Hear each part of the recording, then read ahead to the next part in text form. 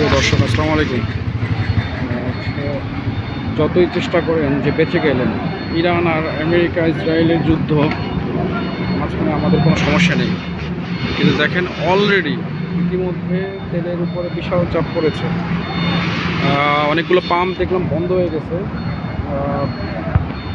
তার মধ্যে দুই একটা পাম্প খোলা পাইছি।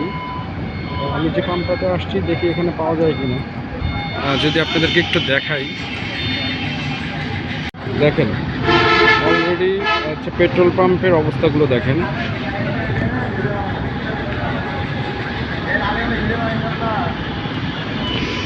এইভাবে যদি আমেরিকা ইসরায়েলের সাথে যদি ইরান আর বেশি না 5-10 দিন যদি যুদ্ধ করে বা যুদ্ধ লেগে থাকে, তাহলে তেল চালিত যত হচ্ছে গাড়ি আছে বা ভেহিকেল আছে, এগুলো সব বন্ধ করে দিতে হবে বাংলাদেশে।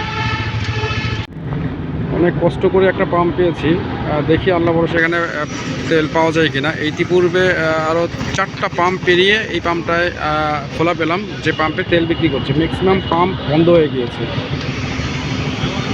বিষয় হচ্ছে শুধুই যে মোটর সাইকেলের তেল মানে অকটেনের জন্য তা কিন্তু না, পেট্রোল, ডিজেল, তারপর আদার্স লুব্রিকেন্টস।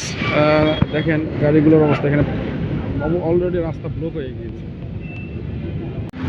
অনেকক্ষণ ওয়েট করার পরে প্রায় 15-20টা গাড়ির পিছনে দাঁড়িয়ে অবশেষে তেল নেওয়ার দ্বার প্রান্তে।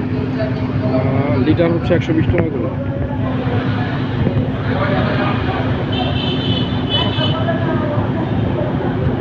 যাই হোক, আমি আপনাদেরকে একটা লিটার দেখাচ্ছি, দেখি কত টাকার তেল নিতে পারি। অবশেষে সিএলএ পেলাম 120 টাকা করে। দেখি কতটুকু তেল নিতে পারি।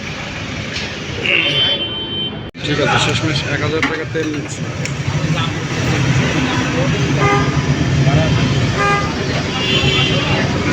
তেলের দাম কি বাড়তে পারে ভাই?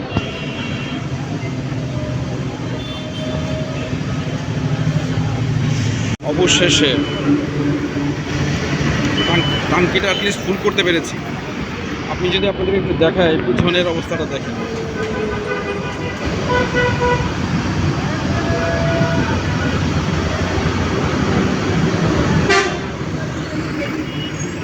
যাই হোক প্রিয় বন্ধুরা, আসলে এটা একটা ওয়ার্নিং আমাদের সবার জন্য। আজকে তেলে যুদ্ধ লাগছে ইরান, আমেরিকা আর ইসরায়েল। আমরা হয়তো ভেবেছিলাম যে আমাদের উপরে এরকম প্রভাব পড়বে না, কিন্তু ইতিমধ্যে আমাদের উপরে প্রভাব পড়েছে কি না সেটা আপনারা বুঝতে পারছেন। তো যাই হোক, যাদের গাড়ি নেই তারা ভাবছেন বেঁচে গেছেন, তা হবে না। হ্যাঁ, তারা যে কোনো কিছুতে যাবেন, যাই করেন না কেন, সেখানেই তাদের হচ্ছে তেল লাগবেই। যাই হোক, ধন্যবাদ সবাইকে। সতর্ক থাকবেন, ভালো থাকবেন।